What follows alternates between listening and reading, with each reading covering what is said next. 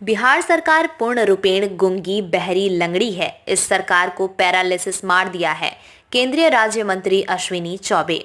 केंद्रीय राज्य मंत्री अश्विनी कुमार चौबे के भागलपुर पहुंचते ही भारतीय जनता पार्टी के कार्यकर्ताओं ने उनका जमकर स्वागत किया। उसके बाद अश्विनी चौबे ने प्रेस वार्ता करते हुए जमकर बिहार सरकार को निशाना साधते हुए खरी खोटी सुनाई। उन्होंने बिहार सरकार को गूंगी बहरी और लंगड़ी सरकार कहा है। श्री चौबे ने कहा, एक तरफ जहां बिहार में जहरीली शराब पीने से सीतामढ़ी में कई लोगों की मौत हो गई, वहीं लखीसराय में खुलेआम अपराधियों ने कई लोगों को गोली मारकर मौत के घाट उतार दिया।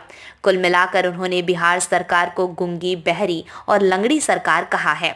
उन्होंने कहा, नीतीश कुमार की टीम से अब बिहार नहीं संभल रहा है, उन्हें गद्दी छोड़ देनी चाहिए। साथ ही उन्होंने कहा कि उनकी वाणी काफी अभद्र हो गई है, जिसके चलते जनता उन्हें इस आगामी 2024 के चुनाव में गद्दी से उखाड़ फेंकेगी। आपकी कलम, आप चौथे स्तंभ हो लोकतंत्र के।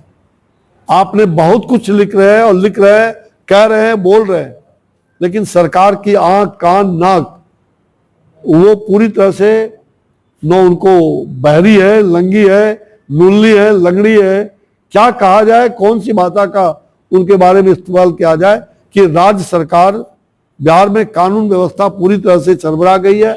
पैरालिसिस हो गया है बिहार सरकार को, पैरालिसिस के शिकार हो गए। उतना ही नहीं, 990 की उस भयावह स्थिति में बिहार फिर से पहुंच गया। ये दोनों जो कांग्रेस और राजद के गोद में बैठ करके ये पलटू कुमार जी बार बार पलट रहे हैं, और उधर सल्टू राम, उधर उल्टू राम, इधर पलटू राम। पलटू राम, उल्टू राम और सल्टू राम में बिहार फंस गया है। बिहार की जनता यहां अपराधियों का और आपराधिक चरित्र वालों का मनोबल इतना बढ़ा हुआ है कि दिन दहाड़े अपराध हो रहे हैं। सुबह हो, दोपहर हो, शाम हो, दिन दहाड़े अपराध हो रहे हैं। वे जानते हैं कि प्रशासन कोई बिगाड़ नहीं सकता, यहां की राज्य सरकार कुछ बिगाड़ेगा नहीं। बिहार का पूरा प्रशासन लकवाग्रस्त हो गया है।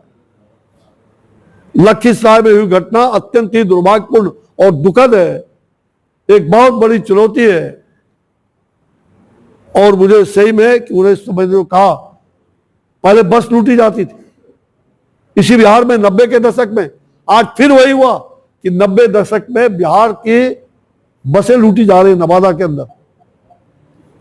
वहां सब इंस्पेक्टर की हत्या बालू माफिया के द्वारा होता है। यहां आए दिन माफिया पल फूल रहे हैं, माफियाओं का राज हो गया है।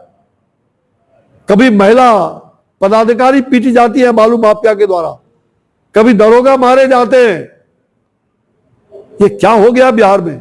आज पूरी तरह से बिहार में जो मुख्यमंत्री को तो पता ही नहीं रहता कि मेरा गृह भी हमारे जिम्मे है, और आज बिहार करा रहा है और बिहार नरक बनते जा रहा है, इसमें कहीं दो मत नहीं। नारकीय स्थिति बिहार में हो गया है।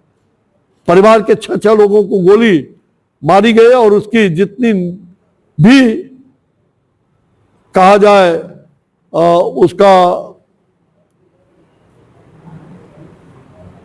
जो घटना घटी है उसकी जितनी भी निंदा की जाए वो कम होगा। अत्यंत दुर्भाग्यपूर्ण है।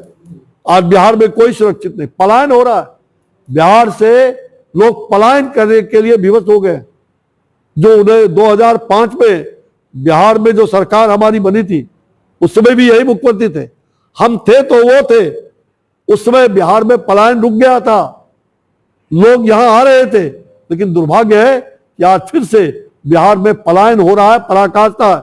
आज डॉक्टर, इंजीनियर, आम जनता, व्यवसायी भयभीत हैं, महिलाएं तो अत्यंत ही भयभीत हैं। और मुझे लग रहा है कि आज बिहार के अंदर जहां बेरोजगारी है, जहां भ्रष्टाचार है, जहां अपराध का हब बन गया है, बिहार में बेरोजगारी, भ्रष्टाचार और अपराध का बिहार हब बन गया है। और मुझे लग रहा है कि यहाँ के मुख्यमंत्री जी कान में कड़वा तेल डाल के, ये चाचा, भतीजा और बड़े भाई कड़वा तेल डाल करके ये सोए हुए हैं। इनको तनिक भी लज्जा नहीं है। लज्जा नाम का, इनसे लज्जा भी शर्मा रही है। अब तो लज्जा भी शर्माना शुरू कर दी है। ये मुख्यमंत्री के इस हरकत से लज्जा भी शर्मा रही है। ये दुर्भाग्य है और इन दोनों को आज अविलंब इस्तीफा देना चाहिए। ये चाचा भतीजा बिहार को नस्तनाबूद करने पर लगी है। मैं